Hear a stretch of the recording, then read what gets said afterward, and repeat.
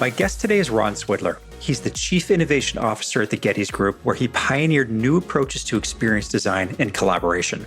His latest venture was relaunching the Hotel of Tomorrow project, an industry-leading think tank that's re-envisioning the future of hospitality in light of the pandemic. The result of this project has been breakthrough ideas contributed and shaped from all around the world, all done through digital workshops.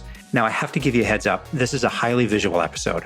Ron shares a presentation that outlines how the Hotel of Tomorrow project was put together and the concepts that rose to the top as part of this major collaborative effort.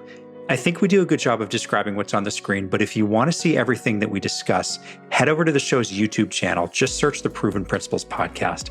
So let's get to it. This is episode 31 of the Proven Principles podcast, Ron Swidler on the Hotel of Tomorrow. Enjoy. Recording. Ron, thanks for being on the show. It's great to have you on. Thanks, Adam. Pleasure to be with you. Thanks for inviting me. Yeah, you bet. So why don't you give everybody a quick rundown about who you are? How did you get to where you are today? What are you up to right now? So I am the Chief Innovation Officer at the Gettys Group, a company that I was fortunate enough to be the first one hired to join that team in 1988. So if you're doing the math, that means I'm an old man. Been around a long time, but what the Gettys Group is focused on is developing value in hospitality real estate. And we've been known as a great global interior design firm, and we've certainly done many, many projects that are noteworthy. Over the years, we've diversified our service offerings and our focus. We cover a little more than the hospitality industry now. And it's because, frankly, Adam, a lot of people are looking for what we call hospitality-infused real estate. So our area of focus includes hotels and resorts and cruise ships, but also senior living and multifamily and now commercial office. But always with a focus on how do we bring the sensibility of a guest experience to life in various forms of real estate and create those unique kind of differentiated and desirable guest experiences. Over time, we've built the company to include both interior design and procurement initially, buying of furnishings and finishes. And then we added a development arm, selectively investing in projects, as well as a branding group that I started about 10 years ago. And then we've stratified the company a little bit to focus on not only upper upscale hotels and luxury projects, but also select service and more prototypical projects as well. So we work all over the world. We have offices, headquarters in Chicago. We have an office in Manila in the Philippines. We also have an office through a relationship in Saudi Arabia. So it's been a very exciting kind of path to be on. Like the world we live in, I think there's a high degree of unpredictability and therefore flexibility required. I think that Fritz Van Paschen, former CEO of Starwood, had said that being nimble is probably the most important attribute. He said that about 8 years ago, and it's still true today, probably more so than ever, right?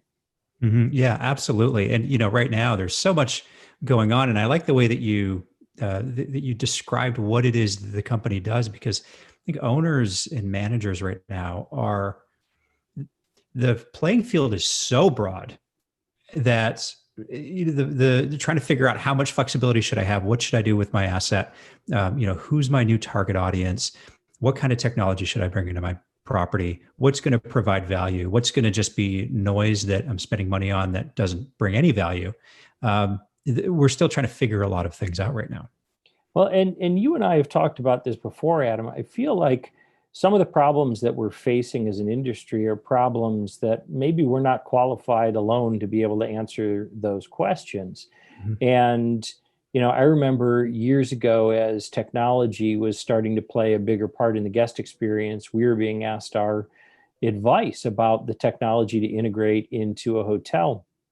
And we answered to the degree that we could, but we always suggested we bring in experts that could answer those questions for us. The same became true when we looked at issues around security. Some of the projects that we work on have to have heightened level of security to them.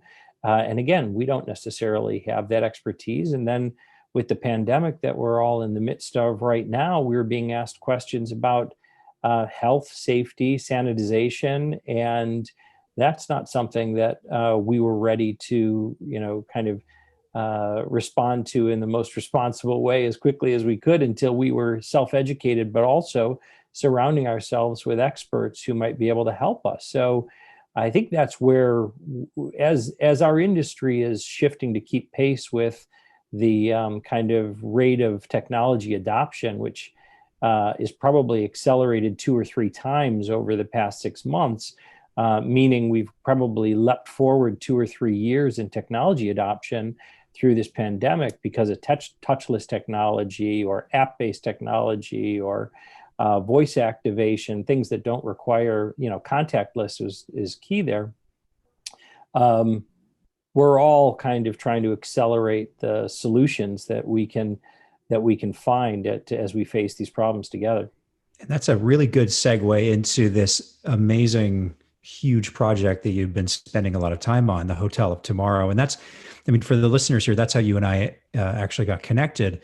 And I have to say, if anybody is listening and they haven't seen this, and I'll link to it in the show notes, this is a monumental piece of work, and it's doing exactly what you talked about, bringing in experts in different fields to give their perspective on where the industry needs to go.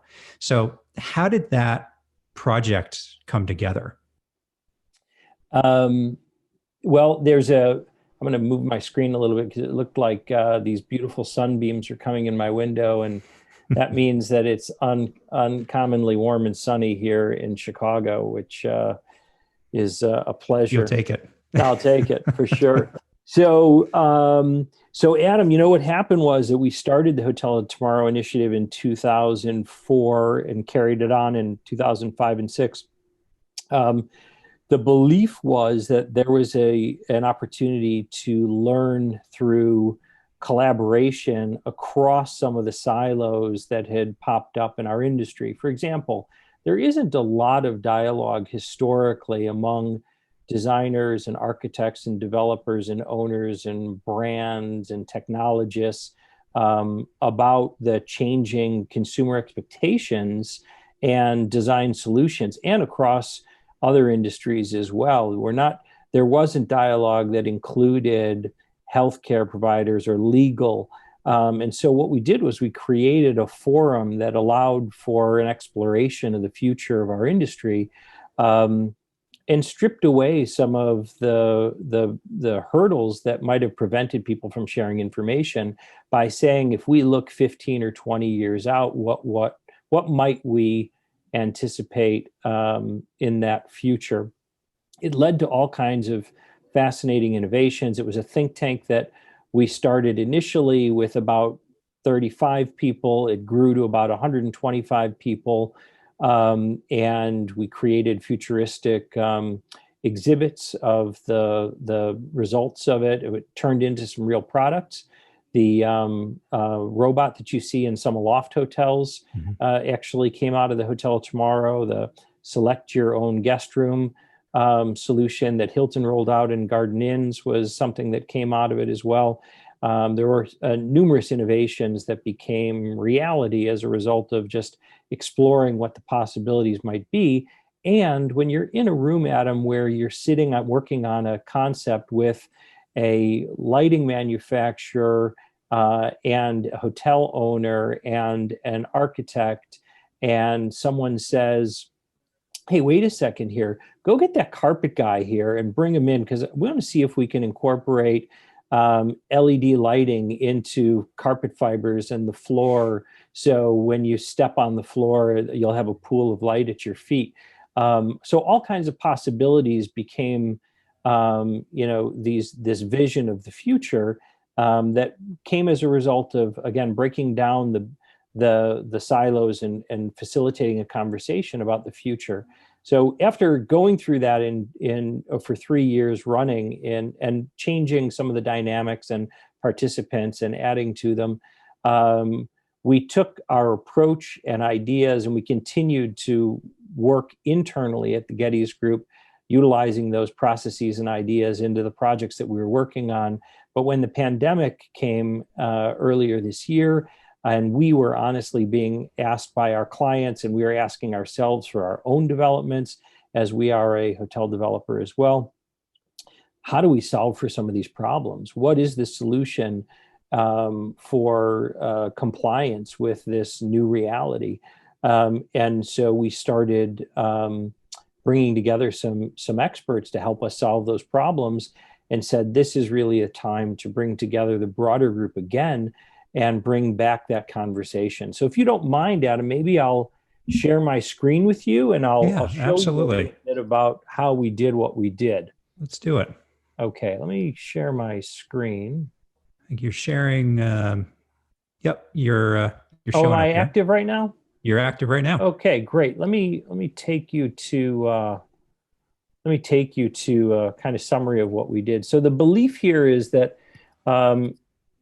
together we're going to have a broader vision than we can have ourselves, right? So the future of hospitality requires a shared vision, and we decided that in order to conceptualize that future, we really needed to bring in some thinkers who have seen a lot, right? So we built a think tank with a larger group of people to solve those design and operations challenges, because these are both design challenges and operations challenges, obviously, and it's both for tomorrow, but it's also for today. And we didn't want to leave the conversation around sanitization and plexiglass barriers and things like that are perhaps just short-term solutions. We were looking for longer-term solutions that were worthy of investment into the future.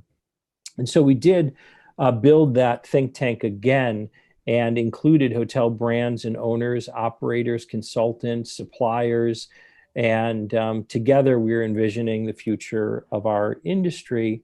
So we created a methodology that I'll explain in a little bit more detail to you, that allowed for a collaborative virtual workspace, because of course we didn't have the ability to bring everybody together in a ballroom the way that we had done it in years past.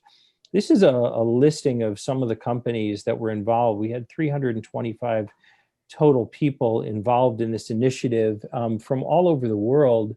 We have universities and owners and operators and technology companies and associations, all of whom were contributing their thinking and expertise. And I will say that there were different levels of commitment. This was something that was a volunteer kind of opportunity. If someone wanted to contribute on a regular basis, they could be an active participant. And if someone wanted to be more of an observer who could come and see the inspirational webinars or the results of what we were coming up with, they were welcome to do that.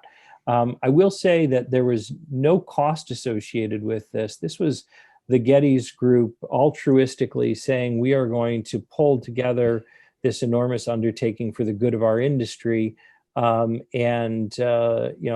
Gratefully, lots of other people saw enough value in it that they were willing to contribute their time. I mean, that's just for those that aren't watching on the video stream here on YouTube, that list of people is, I mean, how many are on there? There's probably 100 people, 100 different companies on there, give or take. Yeah. Super diverse, everything from architects to different brands, consultants, operators, manufacturers. Yeah, this is, I mean, you really covered a lot of ground here. Yeah, we did. And it was a lot of work, obviously, to solicit this degree of engagement. But look, people only follow if they believe in the leader and the leadership and where things are going. So there's a website that we've built, which I know you'll link to, which is hotel-of-tomorrow.com. And they'll see, if they'd like to see the list of companies and link through to any of them, they're welcome to. But let me tell you a little bit about the process. Once we got people engaged, what we did was we built this game board to kind of explain a project overview of how we went about this process. So for those of you who are watching along, you'll see this. I'll do my best to describe it for those of you who are just listening. But we started everything with a kickoff webinar. And again, all participants were welcome to join in, and we discussed the purpose and the process that we were going to undergo to conceptualize these solutions. We then built an online database that is a remarkable tool, utilizing a platform that was generously contributed by my friend Chad Reynolds from battery.com. That's 2 I's instead of a Y at the end. And what we did was we said, as you might expect, Adam, how do we learn as quickly as we can what's already being done out there to kind of solve for this new pandemic requirement? So what are retailers doing? What are other parts of the world doing? What's higher ed doing? What kind of tools are available? What do we need to know about? And we built this database that's all broken down into multiple categories. I'll show you a little bit about that in a moment. Once we've done research, and it was meant to really inspire everybody and say, wow, I didn't realize that this retailer in Sweden has already built an app that tells you when there are too many people in a store and it might not be a safe time to go in because of capacity constraints. Because of course we all reduced the number of people that could be in an environment at a given time. How is that regulated? A person standing outside saying, hey, someone just came out so you can go in? Or can technology help solve some of these problems? Anyway, we went from the inspiration gathering phase to a series of team-based workshops. We divided all the participants into 16 teams around the world. And those teams were hand assembled where we had representatives of different industries and expertise coming together to share their ideas. And then we trained the trainers. We had leaders on all 16 teams from my company, from the Gettys Group, as well as some other qualified ideators and facilitators. And we ran multiple workshops to consider the entire development cycle and the guest experience. And I'll show you a little bit about what that looks like in a moment. We then asked the teams to take their top idea and present it to everybody else. We brought everyone back together in a webinar, and each team presented their top ideas from there. Then we tested those ideas. We went out to everybody who was involved and we asked them to evaluate which of those 16 ideas might have the most viability, feasibility, and desirability, right? What is possible, what is cost effective, and what would people actually want? And then based upon that, we advanced those ideas into the last concept phase. Then we went to what we called an open workshop format, where we invited anyone to join these weekly workshops to focus on 5 ideas, which we advanced to a much more defined level. And then we went out to over 75,000 travelers, and we asked them for their feedback on the ideas that we had conceptualized. Wow. So ultimately, it was a very ambitious project that lasted about 10 weeks, which is incredible to consider how many people had to be kind of shepherded through this process during that limited time. Mm-hmm. Wow. I mean, the speed that you went through that on its own is incredible. And when we get into the podcast here a little more, I want to ask you about that. But Sure. If anybody listening to this hops over to YouTube, to the YouTube channel, I'll have a timestamp in the show notes so that you can see exactly what we were just looking at, because it's very impressive. Thank you, Adam. One of the things that I'd like to share with your listeners and viewers is this platform that we utilize called Battery. It was truly one of those answers to a problem that we didn't know how to solve in the beginning, which was, how do you bring together people in a shared platform environment that was both synchronous and asynchronous, right? So Mhm. I have two kids, one in college, one in grad school right now, and they tell me that a combination of synchronous and asynchronous learning is what is really working best for them. So we had to find a solution that allowed people, remember, we're talking about 9 time zone differences between the parts of the world that we're all coming together here. How do we create a platform that would allow people to contribute at their convenience or dial in when the time was right for them? So as you'll see on screen, those of you watching, the battery site allowed for us to build out a database of information, but also create virtual workspaces. So if we go to the inspiration gallery, and this is the database that I referred to, this is just one small part of the overall online platform that we utilized here. And you'll see that the inspiration gallery is research that's organized by topic, from architecture and planning through shared spaces, meaning public areas, et cetera, guest rooms, food and beverage specifically, fitness and wellness, et cetera. And everyone who is involved in the project was doing research and contributing their findings to this site. And so the format that we're looking at right now is kind of a Pinterest board format. Each of these are live links to full articles online.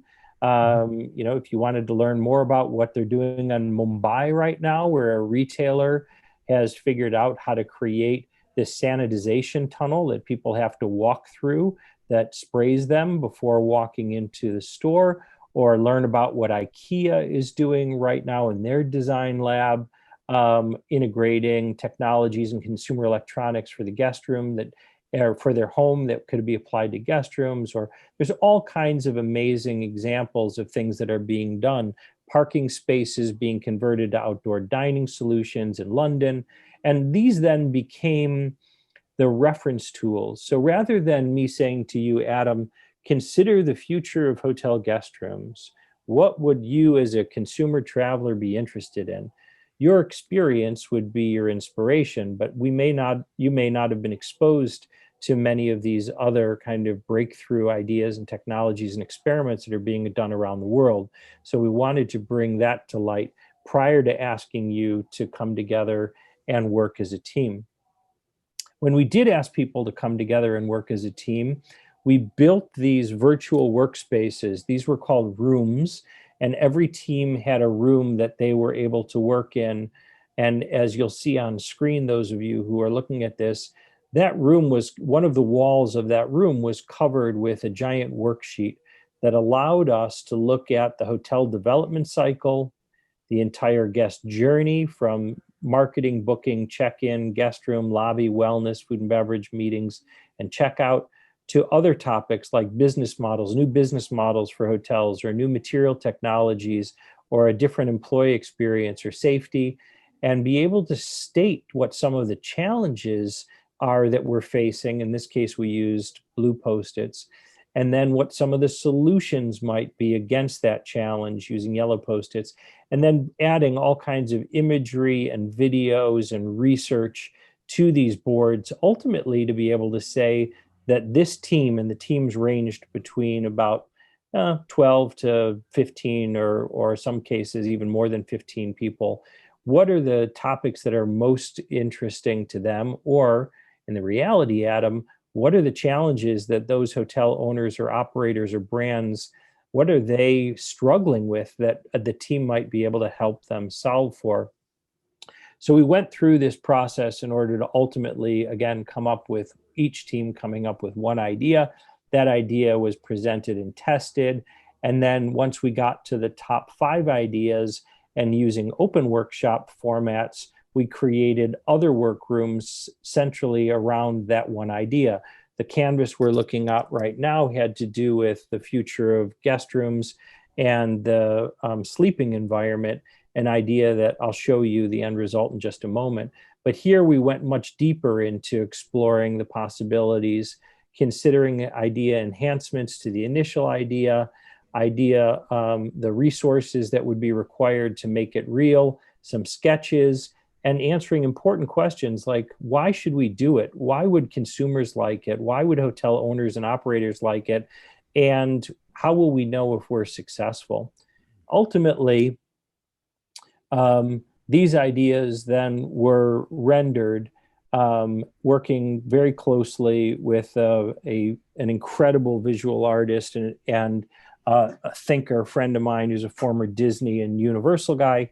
He still does work for Universal, but I'll say he's a former Universal guy. And we took these ideas and turned them into renderings that were able to convey the entire concept. So what we're looking at right now, should I keep going at them? Yeah, absolutely. Absolutely. Okay. What we're looking at right now is one of the 5 ideas that I can share with you. I'll tell you that there were many, many more ideas that we are not sharing publicly at this time. That's just the nature of how this think tank works. We all agreed that certain things can be shared and certain things will be kept to ourselves. But what we're looking at is an idea called the Robot Alliance. This was an idea that was just published incidentally in the New York Times recently. We're very grateful for their support of what we came up with. What we're looking at here, and I have a follow-on slide that explains it in a little more detail for your readers and listeners. This is a deconstructed food and beverage solution. This is a way of saying, Adam, if people don't feel comfortable going into a restaurant where half the furniture has been stripped out in order to create a safer distance between them or more barriers put up between tables, could we bring the food and beverage experience to the areas of the hotel that by their nature are more generous in scale? People can be more safely together but still apart. And in order to do that and to service guests further away from the bar or the kitchen, we have to have an efficient way of being able to serve them that, in this case, relies upon automation and robotics. And so in this image, you see a robot bartender. In the background, you see various forms of robots that are going around the public areas. There are drone robots that are specialized in communications. They're the ones that are interacting with the guest most frequently. If a guest wants something, the drone communicates back to the bartender. The bartender is able to communicate with the other bots. You see 2 different size bots, one which is more like a mini fridge on a single wheel, and it has a companion bot that is a larger one, which is shown in blue, that serves larger groups and can act as not only your server, but also can remain with you and act as your refrigerator or your hot box. It also has an LED display television, so it can serve as entertainment for television or as your DJ. But the idea is that the bots talk to one another. They talk back to the central kind of facilitator and as the robot.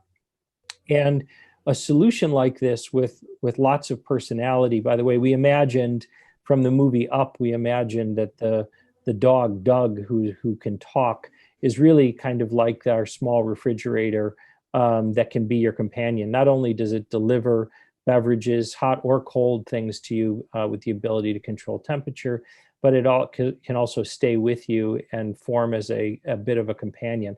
So the big idea here is, and it's founded in our own reality, is that we know that costs of labor have continued to rise. We know that automation is continuing to become more affordable and more capable. And we know that we're going to reach a point where robots are more specialized. They have certain things that they are built and programmed to do very, very well, and not do necessarily all things to all for all people. That's funny. So this is imagining a deconstructed food and beverage solution and a way to serve people in more remote parts of the hotel. You Anything you really, wanted me to layer on about this? yeah. I mean, this is, oh my God, there's so many thoughts coming to mind as we're looking at this, as I'm looking at this. I mean, if anybody who's listening, you really have to watch the video, YouTube video of the podcast to see what we're talking about. But you've done a great job in explaining it. I mean, this is like looking at a sci-fi movie, or like anyone who watched Westworld recently, it's kind of Yeah, has that. please It's do not shoot the unbelievable. robots. Yeah. Yeah. Yeah, the robots are safe. We talked about when we did a quick meetup about a month ago. I said, I remember this in our conversation. I said, like, how far are we from having Boston Dynamics style robots, in our hotels, and thinking that we're probably decades away from that. And kind of based on this, we're a lot closer to that reality than I think a lot of people realize. I think you're right, Adam. For those of you who haven't seen the hotel that opened late last year in China, Alibaba, the giant online Chinese retailer, created a hotel called the Fly Zoo. It's spelled just the way that you would imagine, Flyzoo. And they built it as a demonstration for their advances in robotics. There you will find all kinds of advanced technologies, including robot servers. And they're not just showcasing the evolution of their technology. This is the showroom for you to purchase those robots for your own hotel. Mm. So the future is closer than you might think, Adam. And that's part of what, again, we were trying to get to with this project, was not just to show things that were creative and imaginative, but possible, because ultimately that's part of what will lead us to the next solution. Is there a region in the world that is, I mean, you just talked about the hotel in China. Is there a region in the world where this is likely to flourish and that it will just slowly move across the globe? Or are you seeing this in pockets all over the place? That's a great question. We are seeing advances in technology from all over the world. Um, just to cite a few examples, Muji, a Japanese company, has recently been demoing autonomous vehicles in Finland through a partnership with them, both tremendous tech centers, right? Both Japan and Finland. You have some remarkable technologies coming out of Israel right now. And we've been able to utilize some of those technologies in our thinking. As a matter of fact, we had an Israeli roboticist involved in this project. And look, we are known with our many technology companies in the US as a place, Silicon Valley and well beyond, where great innovation is coming to life every day. I follow Elon Musk on Twitter, and it just seems like the future is really happening around us when you're paying attention to what they're doing with SpaceX and other things. Yeah, it seems to me that there's sort of, at least in what we're talking about right now, there's two categories of issues being addressed by technology. The first is rising costs of operation. Mm-hmm. The second is safety. Now, whether it's being able to maintain social distancing, whether it's materials that are a little more conducive to staying clean or sanitized, whatever those things are that fall into that bucket. Is there anything else that may be, or that was addressed in this entire project aside from those two elements? Or maybe I'm off, and correct me if I'm wrong, that we should have some visibility on. Yeah. So why don't I answer your question with the next example? The next slide I'm bringing up, it relates to a solution for the hotel guest room. This is a bed that we created called Bed XYZ, and there are all kinds of technologies that have been incorporated into this bed, but ultimately This bed is meant to be a solution to gamify the sleep experience. Okay, so Adam, how do you know if you had a good night's sleep? It's a great question. Usually how you feel when you wake up. Okay, so that is difficult to measure. I Mhm. mean, you could say, "Oh, I think that was a 8 out of 10 sleep," because Right. I slept for 7.5 hours. I didn't wake up in the night, and I feel refreshed when I wake Mhm. up. But we now have technology to help us better understand how well we did sleep, and some of that technology is quickly moving into our daily lives. Thank you, Apple Watch. And there are many other technologies that could help us better understand the quality of our sleep.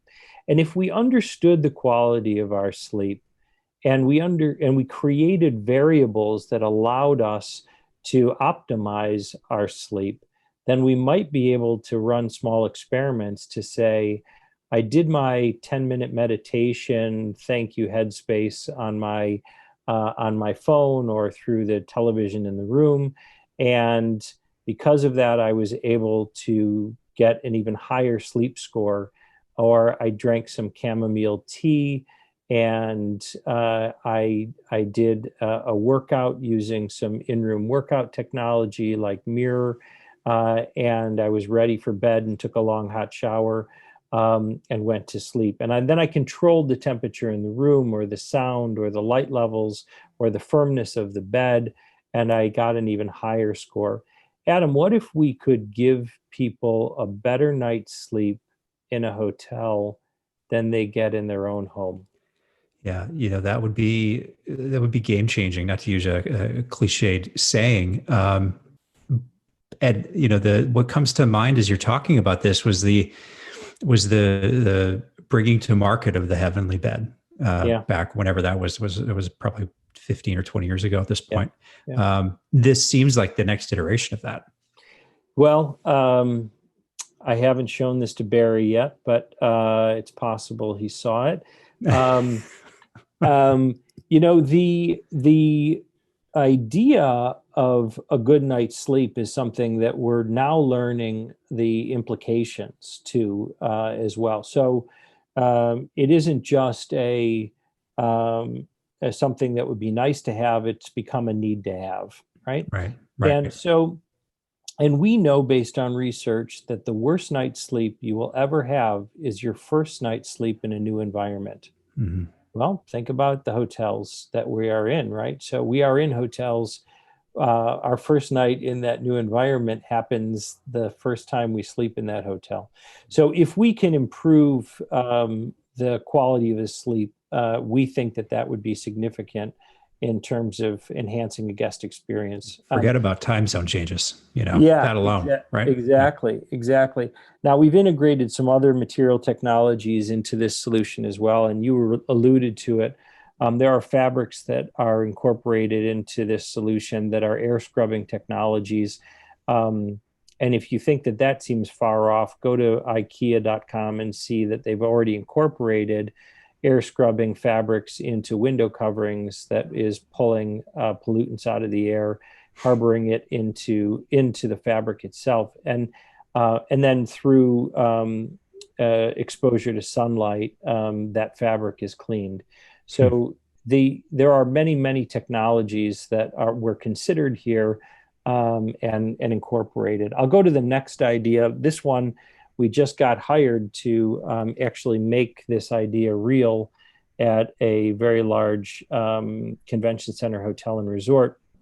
Um, this idea is called inside out, outside in, and it really is taking the idea of biophilia, or the way that your mind is soothed by being outdoors. You know that you have a 1.6 times, or 160% faster recovery from stress if you're in an outdoor environment than you are in an indoor environment. That's amazing. Um, so I think remember, we are descendants of a form of humans that lived outdoors, right? Mm-hmm. And now we live mostly indoors. Those of us who are fortunate enough to be able to do that. And so what we've also know through research is that a simulation of the outdoors can have almost the same benefits to being outdoors in actuality. And so we're using a bunch of technology here, full panel LED displays on walls and ceilings, projection mapping onto preserved trees, for example, actual water plus simulated waterfalls utilizing LED, directional sound, airflow that mimics outdoor breezes, and heightened and enhanced air filtration systems, all to kind of simulate outdoor environments, but bringing that indoors. And it isn't for the rainforest cafe effect. I don't mean any disrespect to any of those people, where that was purely as a form of a simulated environment for entertainment. This is the benefit of being passively entertained. We know that researchers show that our ability to focus on something singular is heightened significantly if there's a form of activity around us that is non-distracting. So if we can have just enough motion, just enough sound, just enough simulation of nature around us, it allows us to have a healthier state of mind and a higher degree of focus. Mm-hmm. I'm going to jump to the next example. This one is called the Journey Pebble. It centers around an idea that data is being collected about us all the time, and that we would like to be able to own and control our own data.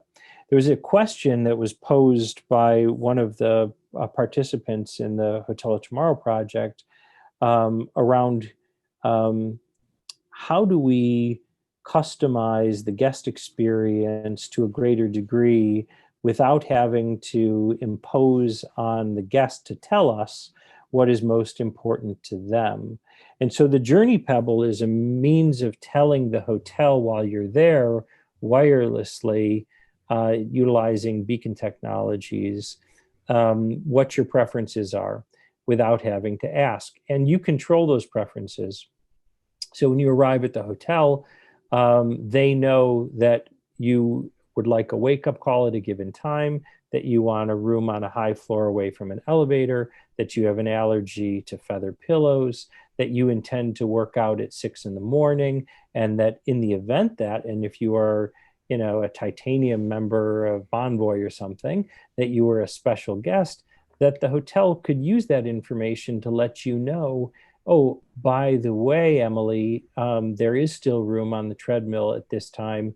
If you can head down there now, it's available for you. And we may even get to a point where we can put a hold on pieces of equipment because the hotel can control more of the guest experience remotely. Anyway, the Journey Pebble then is you sharing as a guest your own personal information with the hotel and taking it with you when you leave.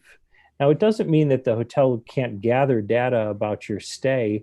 They know you ate at the restaurant. They know what you ate. They know how much you spent, how much you tipped, if you ate alone. All of that's fine. But your preferences change constantly, and you should have the ability to own and control your own data. This, by the way, is an idea that we are now in communication with a company to make this real, a company that already specializes in personal protected data. And so we'll look forward to advancing that. I have one more concept to share, if that's okay, Adam. Of course. This one's the Hotel Rover, and it capitalizes on the trend towards people getting out and getting to the national parks and getting on the open road and renting RVs. It also, let's go back to Elon Musk and Tesla for a second, capitalizes on some of the autonomous vehicle solutions. I want to give credit to my students at Institut Paul Bocuse and EM Lyon universities in Paris. This is a concept that grew out of a project we did together in the class I did with them earlier this year in Paris. And their belief was that the hotel should be able to uncouple the guest room from its physical real estate. That as a guest, why can't I take my experience with me on the road, but then go to another hotel that's affiliated, say it was Accor Hotels. If Accor Hotels got into the RV business and I knew I could take my RV to any Accor hotel and I could get housekeeping services, I could get room service, I could utilize a day rate in the hotel for a full-size shower or some other amenity like a swimming pool. There's an interrelationship between being on the open road and the physical hotel real estate. Not to mention, most hotels have parking lots that could accommodate a larger vehicle like this. Mm-hmm. And my artist friend who rendered this and helped conceptualize it, Arcia Radio, built in the ability to pull the vehicle away from the stationary RV. So you could essentially have a convertible, or you can have an RV instead of having to navigate some of those mountain roads in a larger vehicle. Wow. Wow.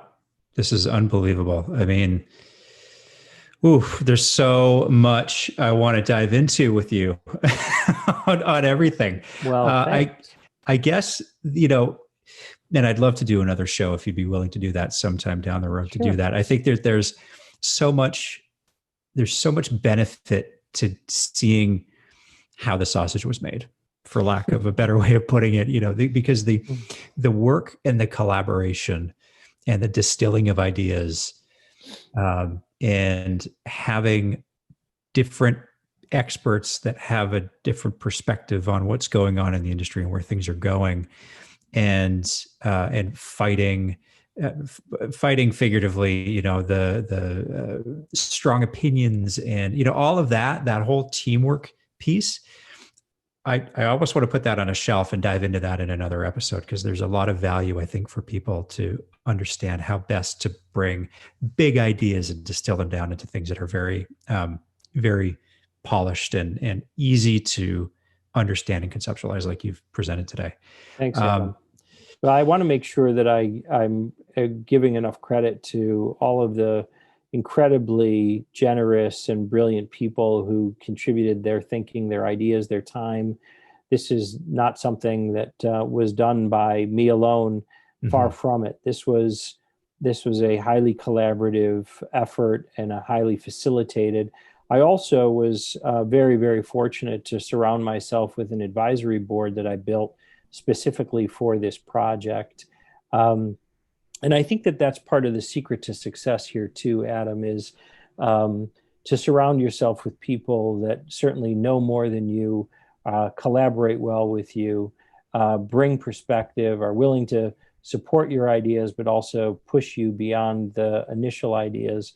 And I'm grateful to Matt Phillips of Phillips and Company, and to Adam Kubrick from Global Allies, and Chad Reynolds from Battery, and Max Luthi from Trend Watching, and also thanks to Material Connection, the company based in New York, who is a material sciences company.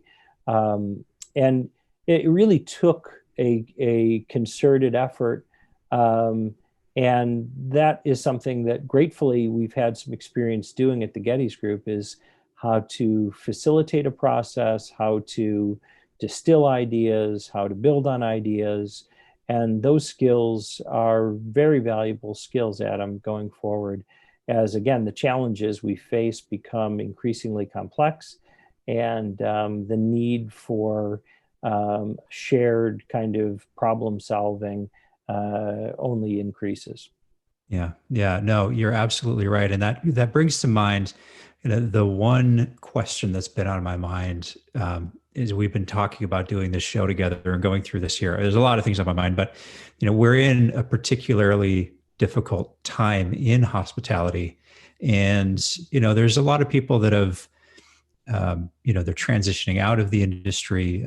They've been laid off, and I don't want to put you on the spot with a question here, but I'm going somewhere with it, and I just think that there's a lot of not just uncertainty about where's business going to come from, how's technology going to be integrated, but there's uncertainty about whether it's still a viable place to have a career.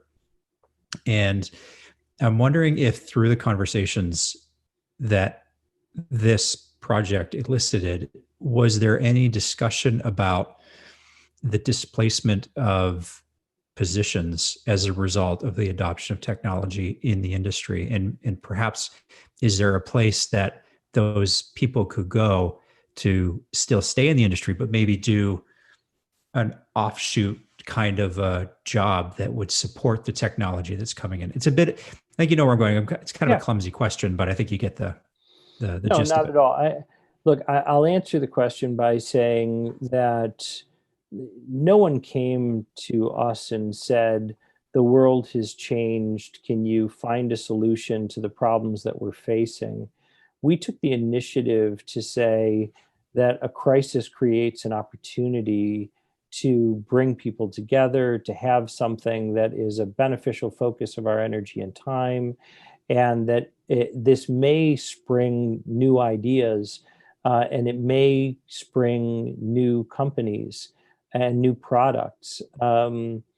This is the opportunity, right? Is to not just wait for the phone to ring, but to go start to create a place for you to explore new ideas and share ideas and evaluate ideas and test ideas and use those relationships and the insights to help you define where you want to go next. Mm-hmm. So yes, I think inevitably technology and automation is going to make some of the way we work and what we do no longer relevant. And so the question is, where are the new opportunities that arise as a result of those changes? And a project like this starts to surface up some of those things. When you read about a solution in another part of the world and a gaming platform that has gamified the training procedures around the sanitization and cleaning in order to incent people to do it well, you say, wait a second, how can we use a platform like that for retraining or training? It could lead to all kinds of new ideas and opportunities, Adam. So, so yes, I mean, it was part of the conversation. It's part of the implication of what we're considering for the future. We don't have the answers, but at least we created an opportunity for the dialogue and maybe some inspiration for those people, many of whom I will tell you, or some of whom were presently furloughed while they were working on this project. They had time available. They were able to apply some of their knowledge, their insight, their relationships. It kept them actively engaged with other people in our industry. Thankfully, many of them have since returned to their jobs. But that's part of the story that I've never told anybody, but I'm telling you, is that's part of what helps keep people going too, is being challenged and being inspired and keeping a hope for what the opportunities might be in the future. Ron, this has been an outstanding look into the future for the Hotel of Tomorrow. No pun intended, or pun intended. If anybody wants to get a hold of you or learn more about what you're doing, more about the Gettys Group, what's a good place for them to go? Well, they can certainly go to our website, which is gettys.com, gettys.com. They can find me on LinkedIn. I'm Ron Swidler, Swidler. And feel free to reach out. There will be another chapter in the evolution of the Hotel Tomorrow. We're just about to launch a student-based competition at Cornell University that is going to be around Hotel Tomorrow. And there are several other universities that are going to be doing similar kind of programs. And then we'll look to bring people from our industry back together at some point next year. Fantastic. Good stuff. Well, Ron, thanks again for being on the show today. My Good pleasure. to connect with you and hope to talk to you again soon. Sounds great. Thanks so much, Adam. This was my episode with Ron Swidler, Chief Innovation Officer at the Gettys Group. Be sure to check out their website, gettys.com, and you can find Ron on LinkedIn. I'll link to both in the show notes. To see the full interview, just head over to YouTube and search the Proven Principles Podcast, and you can learn more about the show on our website, theprovenprinciplespodcast.com. Finally, if you need to revamp a business strategy or simply need someone to work with through a tough problem in your hotel or restaurant, please don't hesitate to reach out. You can book a free call with me by going to knowinghospitality.com/contact. Thanks again for listening. Until next time.